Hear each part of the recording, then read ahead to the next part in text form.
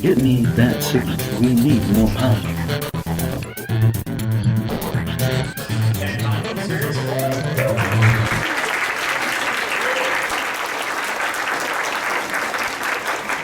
And we got a really fun panel planned for you today, so let me get everybody up on stage now, and I'll introduce everybody to you, and we'll get underway. We'll get you one up, and then run down the line.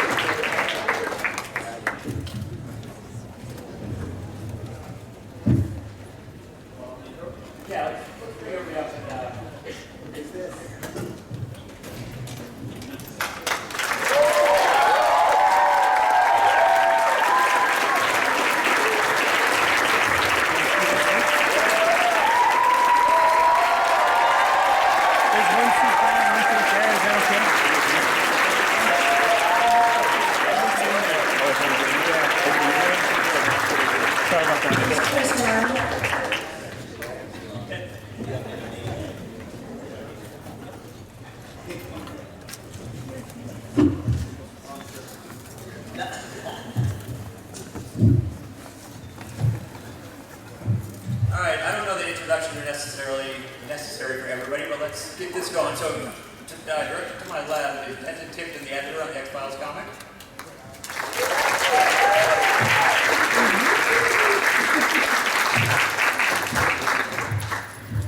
Gillian Anderson.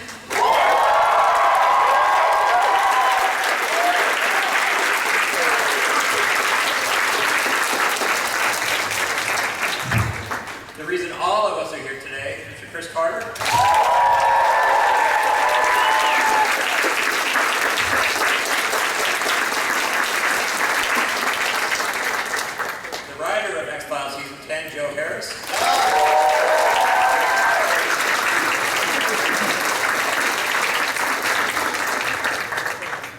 And Ringo.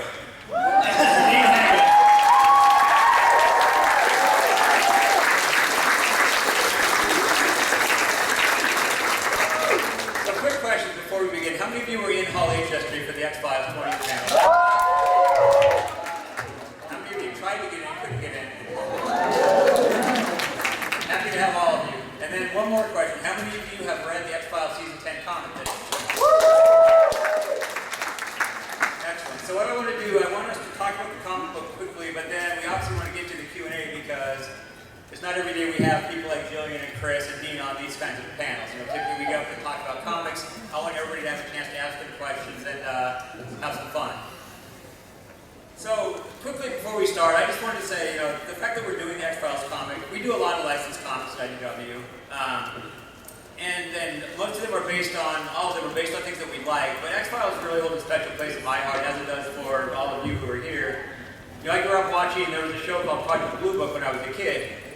I'm a UFO nut, so I mean, when this show came on, it was like, it felt like there was this void that was finally being filled in TV, and then when it went away, there was another void, and so to be in a position where as comic publishers we can bring this back, and we can bring it back in a way that not only just gets the comic back out there, but it's the creator of the show involved with the comic and telling new stories with it is immensely flattering to me and gratifying, and along those same lines, having Gillian and Chris and Dean do this panel, which again isn't something that happens often on comic panels, is something I'm really appreciative of, so thank you for being here.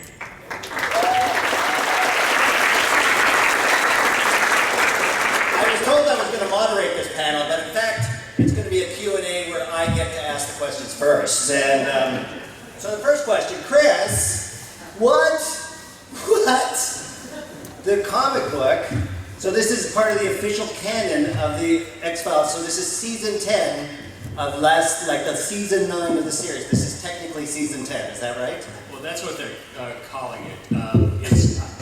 It's a comic book series, so it's got its own comic book life, and it's got its own mythology. And Joe here, who will speak for himself, has come up with great ideas and great twists and turns on the characters. We're bringing a lot of characters back, as you'll see. So I have to say, it's really Joe's taking the lead. Joe's taking the lead. But is this still part of the official X-Files canon? Of the canon, yes. Yes. Yeah, that's good. Now, can I, spoiler alert, can I screw up the second book? Second issue came out this week. Second issue came out this week.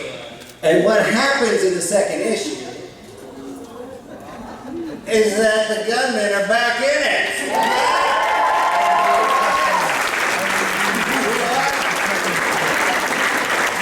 Okay, so I've been doing sci-fi conventions now, and everybody goes, oh man, so sad that the gunmen died. And I kept saying, yeah, but you didn't see our bodies in the coffin. You died off screen. We died off screen, and then you saw these hermetically sealed CDC steel coffins that if you have, like the gunman did, caught a super rare virus, the coffins are supposed to be built to the size of the person so that there's no airspace. And yet at the funeral, every coffin was the same size. Yet of the gunmen, one of us is shorter than the other two. So this is what I told everybody that proved. And one has a bigger mouth. Yeah, Byers. What a loudmouth that guy was, huh? So now, here, oh, look at that. We all get our name cards. I just arrived. Yes, you just arrived. Thank you, Gillian. I had no idea you were sitting there. I didn't know until I saw the card. Thanks so much. Yeah, you can just put Who's that. the hippie in the middle on that picture? What, that one? Yeah. That hippie? Yeah. That was me. Yeah, I know. I cut my hair. Oh, one person. No. The rest of you, thank God he cleaned up. Gee whiz. So now, I gotta ask about bringing the gunmen back. Whose idea was this, Chris? It's Joe's idea. Was it Joe's idea? Is that true, Joe? Yeah, I suppose it was, yeah. Oh. So you wanted me dead still? That's a trick question. Yeah. Well, normally we're comic book guys, so you know, anybody who dies off panel, off screen in a comic is still alive. Still alive. Nobody dies in comics. Exactly. So Joe, this was your idea. Tell me about how this came about. What was that conversation like?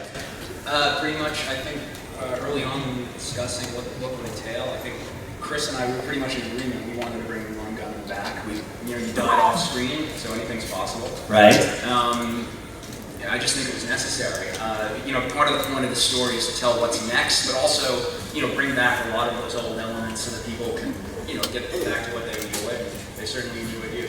Right. I feel like in a post-WikiLeaks world, like there's such a relevancy to the Lone Gunmen now that like, they need to be a big part of the story. That's right. And Joe came up with a very novel book and used for the characters and how to bring them back and what they're doing now that it was very intriguing. Like it was a really good idea. So you're back. Yes. Now, Joe, how much pressure was this on you? Just a little. Is that right? Just a little bit. What was your first meeting like with Chris? How did that come about? Was it like a phone call? You just, hey, Chris, I'm going to come It over. was a great meeting in my office. I'm going to speak real quickly here. And it was like, I realized Joe very quickly. I realized he was a huge fan of the show. He knew the show inside and out. Had just, I think, done another refresher course on it, so gave me great confidence. Can I just quickly, like, how the whole process came about? Yeah, So please. we signed to do X-Files comics, and when you do these licensed books, you always want to get to the people that worked on the show and created the show, but it's usually not feasible for any number of reasons. Right. So we had a first meeting at Fox to discuss what we wanted to do with the X-Files. Joe had his plan in place. So I went up to meet with Fox and then Gabe Rotter, who works at Chris's company, and that was what the meeting was set to be. I get out of the Just Gabe and I get out of the elevator. I ride up the elevator with this silver-haired, handsome devil here, and I didn't make the connection. Like I look at my feet on the elevators. I don't look at the other people. So we go to the same meeting. He goes, "Hi, I'm Chris." I'm like, "Oh, Jesus Christ!" And so we sit down at a table, and Chris goes, "Well, tell me what you want to do with the X-Files." No.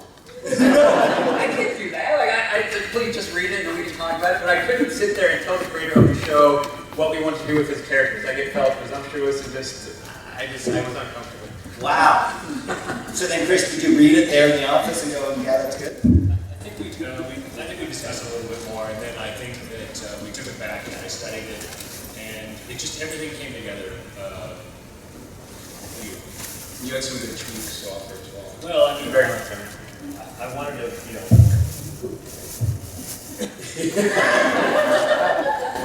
I wanted to be involved in as much as I could as this is a creative authoritative presence, but I have to say, when you have somebody who knows what they want to do and has a clear vision, you sort of roll with it.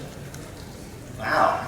So that's fantastic. Now, how far are we planning this season 10 to go? Like, how far have we sketched this out? That's a good question. I mean, we've got outline material for a couple of years at this point. Wow. I don't think there's any plan to end it after that. No, we're going to go to the big Lone Gunmen second death. And Damn it. So is there any talk of moving this to another medium of any sort? Lots of talk yesterday, Yeah. We're just the comic guys, so that's the only thing in our control is to help bring back Mulder and Scully every month. I think the Broadway play is done. Oh. Musical. A musical. X-Files a musical.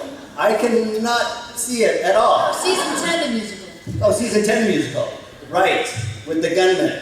You got like cartoon characters, like you do, like holograms. Oh. Those cartoon characters. The way they brought Tupac back at Coachella, that kind of thing.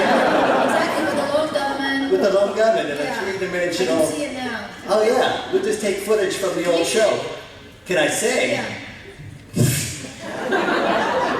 Yeah, sure I can. Who's asking? Can you say? No. But you've been very busy, Gillian. I've been seeing you on stage in London. What? I've been very busy. Well, like you say, I don't sing, but you're very busy. I thought you're not doing Broadway musicals, but you're doing a lot of stage work. Ish, yes. Ish? Are you doing anything else? What are we seeing in the future? You mean ever? I mean in the next 2 weeks, where can we see you on stage? Well, no, but one thing I actually do want to talk about here at the con is that I did a semi-sci-fi movie last year called I'll Follow You Down. With Haley Osment and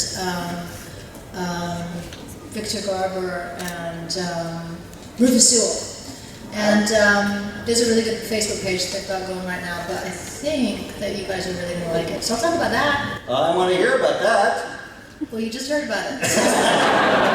Well, then moving on. No, Go find it on Facebook. When's it going to be released? We don't know. Where is it? It's going to festivals. We're hoping it'll be in Toronto. And it's semi-sci-fi? Yeah, yeah. There's a strong sci-fi element, but that's not the main story. Okay. It kind of is, but we want it to be a surprise. And you just blew it. Maybe I should have done that. Well, no, it'll stay in the room. Don't worry, it'll never go in. That's fine. That's awesome. And where did you shoot this? I shot in Toronto. Oh yeah. And over the. Oh, yeah. Oh yeah, I like Toronto. I'm from Canada. I know. 3 of us. Fantastic. And when did you shoot that? Last year. Last year? Mm-hmm. And it's going to be a big budget thing, or what was it? It wasn't a big budget thing. It was a small budget thing, but I think it's a good film. Oh, can't wait. What's it called again? I'll follow you down. Down. It's like I'll follow you on Twitter, but just cross out Twitter and put in down. No, not like that at all. But That's not even close. And my mind works. All right. Fantastic. But I want to say how much I loved you on Great Expectations as Lisa Haversham. Holy crap! Okay. Tell me about that for a second, because... We like to talk about this. Shouldn't we be talking about comic books? Hey, I got the microphone. I can talk about it. Yes, we'll open it up to questions. The talk microphone.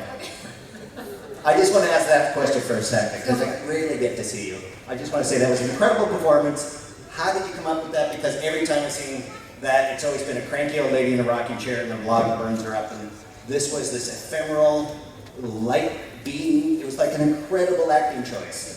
How did you come up with that? Was that a choice that the director and the production? What?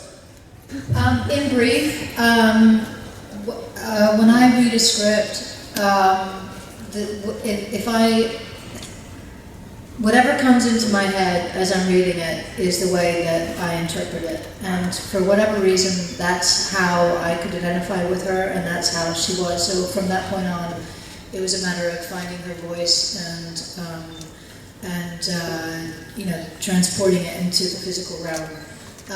But I didn't tell anybody, and it wasn't until I think I did, when I was doing press for it, I suddenly realized that the first time I actually spoke her voice out loud was when the cameras were rolling on the first take. And I thought, well, what? director had walked up to me and said, what are you doing? Can we do something different, please? Because that is weird. But fortunately we didn't. No. And so, yeah. But also the way you were lit and everything so supported that character. Yeah, it was beautifully shot. It was. I don't think the director and the rest of the production team got enough attention for that because it was a beautiful, beautiful looking production. Yeah. For those of you who haven't seen it, you got to see this thing. It's Great Expectations. It was a BBC series. BBC series. It was a BBC series. Fantastic work. It's on DVD. But back to comics. We're going back to comics now. Chris has something to say. Yeah, well, I was curious. So as we're doing this, we're putting together a plan of what the characters are up to now, and I wanted to let Joe talk about what the comic series is for people who haven't seen it. Right. I'm just curious for Chris and for Gillian. Like, I know you guys have moved on to different projects and building different characters and all of that. Do you ever give a thought, or had you given any thought to where your characters would be, 10 years later, or what have you? Like, what? We have our plan for what Scully's up to now, but have you ever sort of mused over where you would be, where the story pick back up again? I think we mused over it yesterday. Yeah, sure. Amused, definitely. Sex. Now, I'm a big no Romo guy, though. I'm quite upset that Mulder and Scully got back together. I'm just letting you know, Chris, where I stand. I'm not a shipper. Is there anyone else that's no Romo here? 3 of us. Again, the Canadians. We're the only ones that just appreciated a... Like the gunman, no romance lives forever. Wow. That sounded like how I got killed off the first time. Totally. That's hilarious. And so, Joe, how did you formulate your plan of where, what was your starting point for the story? I guess the starting point was the end of, there were a lot of things lingering. There were some unanswered questions at the end of season 9.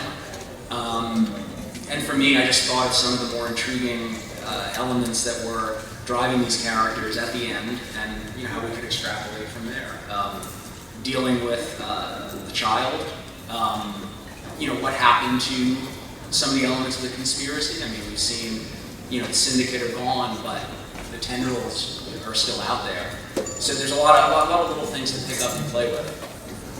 And basically what we're trying to do with this book is sort of take the formula, I think that was, as a teenager, it was really impressed on me, is breaking up, doing mythology stories interspersed with, quote-unquote monster of the week type stuff, and trying to, bring us into the future while still hearkening to the past wherever possible so that it feels familiar, but doesn't feel too retro.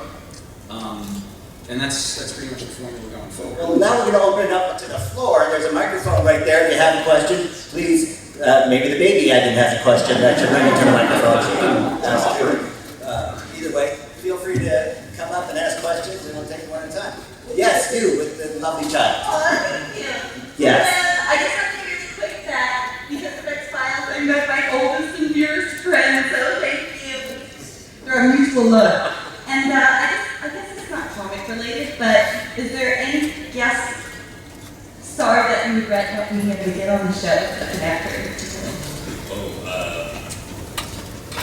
There were lots of people who said they wanted to do the show, and then when it came time to actually do the show, didn't do the show. And the 2 that come to mind, we were talking about one yesterday that already slipped my mind.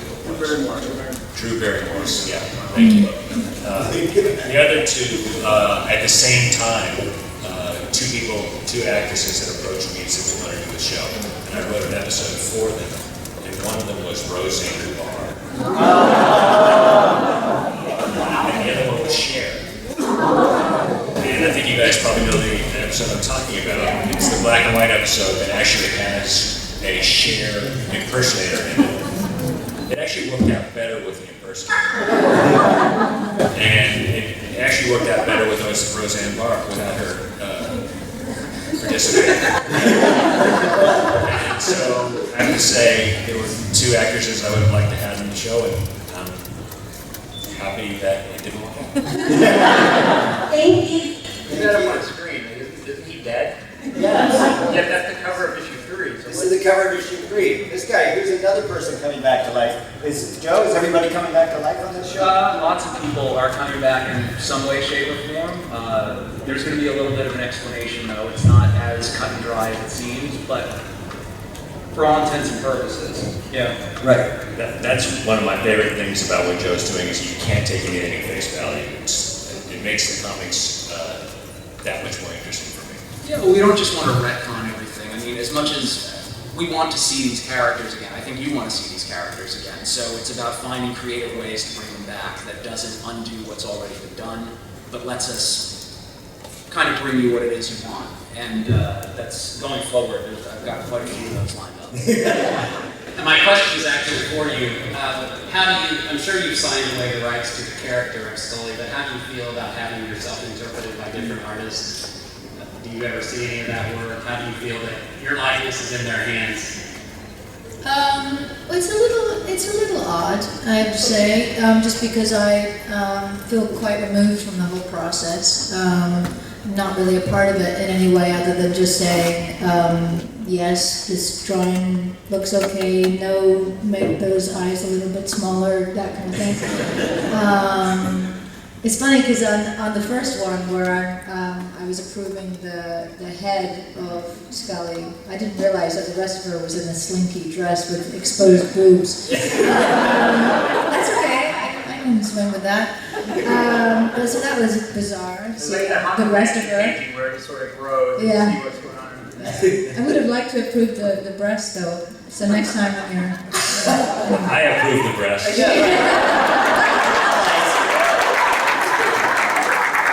Very good. I'm just joking. Who gets a contract with best breast approval? Thank you very much. Thank you. Hi. Hi, my name is Brian. I just want to thank Chris and Gillian for 20 years of very visceral nightmares and great memories. My question is for you, Chris. I know a lot of fans found it a little controversial, the reveal of the fate of Samantha Mulder. And I, for one, found it very touching how that was revealed. But I guess it got me curious as to whether or not that was set in stone from the beginning or if it was something that sort of evolved. Because my question is, when did you know what had happened to her, and might we see her story continue in the comics? That's a good question. I don't know, but that would be an interesting thing to explore. I tell people this because it's the truth. When you do a TV show, you expect and you're expected to fail, because most things fail. And so when you actually make it through year 1, big success. If you make it through year 5, it's a miracle. That you had actually done 9 seasons is nothing can prepare you for that. And so you've got to keep your stories and your characters growing and fresh. And so the story of Samantha Mulder actually grew through the experience of doing the show and working with that character and that storyline. It wasn't set in stone from the beginning, so it was something that we found. So it's more than that. Cool. Thank you very much. Thank you. Well, my question is actually for Joe. I'm loving the comics. And I just was kind of wondering when, obviously as a fan, everybody kind of thinks, and particularly being creative, have ideas, and that's why you have these industries, but when did the idea kind of come to start with this, and did it happen before I Want to Believe, and if it was, what impacted the movie coming out and that story having the direction? So. Well, I mean, we're setting this this is present day, so I guess it's a little elastic, and we haven't really said what year or where it fits, but I mean, it's now. So, and that was always the idea. When I was asked if I had any interest in writing this, that's how it was proposed to me. We were going to pick this up as potentially calling it season 10. So, you know, for me, How come the characters look like they're 12 sometimes? You know what, I was told by an actress a long time ago doing licensed comics, she said, always make sure everybody, no matter what age they are now, looks like they did in college in comics. Yeah. That gets approval across the board. Yeah. I get it. So Smoky Man's got no tea. Here's a rejected cover of Gillian right here. She didn't play this. This too? Is that me? We're going to superimpose your head on that. Fantastic. Hi. We'll take it from two, too. That's awesome. Who drew that one? That's the Sharp Brothers, a couple Australian artists. Oh, yeah. For the coming animated series. It's sort of like we all have the mystery machine running around. That's where you're at right now. That was damn kids. Exactly. We're ruining real estate development. It's all over the place. It's funny. Awesome. Hi, your question. Thank you so much for coming here. My question for Chris and Joe. So, was there any storylines or paranormal phenomena that you just really wanted to do in the TV series that you never were able to, that you might want to explore in the comics? That's the question. We basically did everything we wanted to do. There are a couple of things that I was just answering this question today for someone. There were a couple of things that we explored. We actually worked on the stories, and for some reason they never took perfect shape. So I'm actually saving those for something else I'm working on right now. But as far as what Joe can do, I think with comics the sky's the limit. It's really a chance for his imagination to go wild here, like ours did on the TV series. Thank you. What was that episode when I was drugged? Oh, yeah. Three of a Kind in Vegas. Yeah, and I was sitting on the edge of the bed and smoking, and you were like, and you guys were like lighting a cigarette for me. And yeah, because we were all in Vegas. Did Frohickey give me Rohypnol? Chris, what was the plot to that? Was that do you have Frohickey? Family show. Right, thank you. That's one of the storylines. Yeah. Anyway, we digress. That was fun, that episode. Yeah. Hi. Based on the original show, or the original comic and the show itself, is the original series of comics going to play, I know it's a different publisher, but is that going to play into the themes as you move forward, or will you incorporate any of what happened in the original comic to... No, I don't expect. So, okay. Yeah, that's not... Those weren't canon. Chris had no involvement in those. We are putting those back out though, because the artists on those were people like Charlie Adlard, who draws The Walking Dead, so it's some really good looking comics. So we're collecting those too, so anybody that liked X-Files in any form of comics, you'll be able to, re-experience them. Sweet. Thank you. Were those the ones that Image did originally? Tots. Tots, oh yeah, right. Yeah. That was the one where I didn't have approval and I looked like a chubby Paul Williams. For some reason. Too obscure reference? Paul Williams? Okay. Hi. So we all know how Scully and Mulder felt their respective, opinions on paranormal activity. How do you all feel about paranormal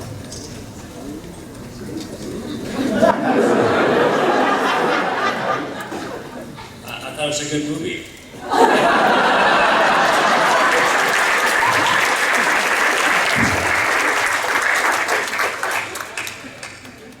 1, 2, 3, and 4.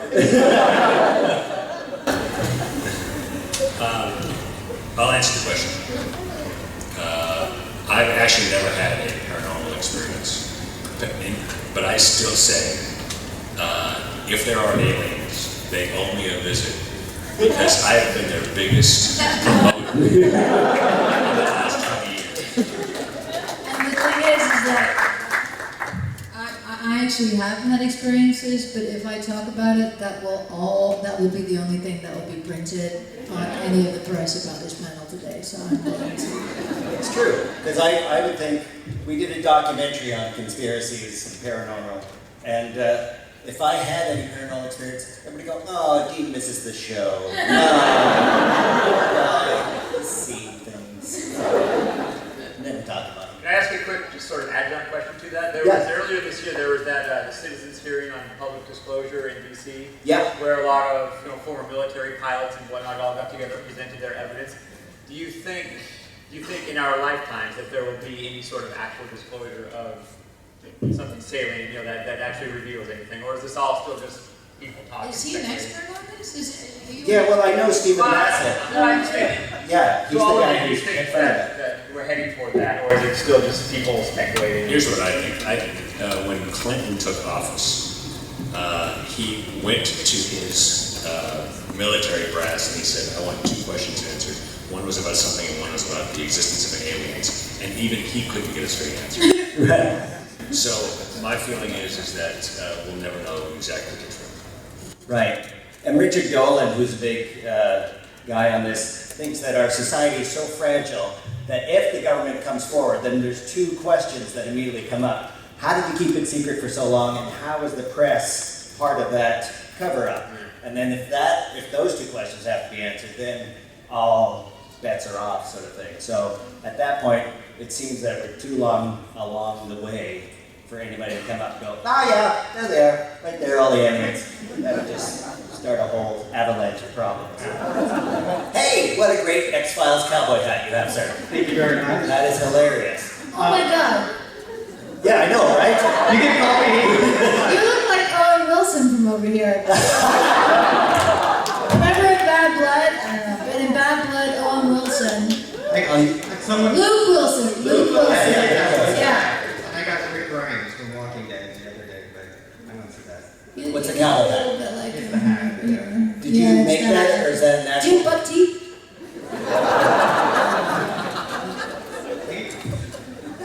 Is that an official Fox licensed product? Is that No, it's unofficial. No, okay. There's nobody from Fox here.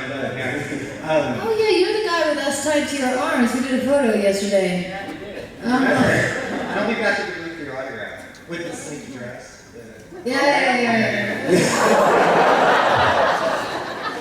Anyway, well, I want to thank you guys. I think you did it before, and thank you, Chris, for 20 years. And it was a scary show, but it's good to spend time with family and get to talk about it. It was a great water cooler show, one of the first ones I remember being so young. And also, Gillian, I just wanted to say, you were, I don't know if anyone's told you this, you looked incredible in Johnny English Reborn. Oh my God. I didn't.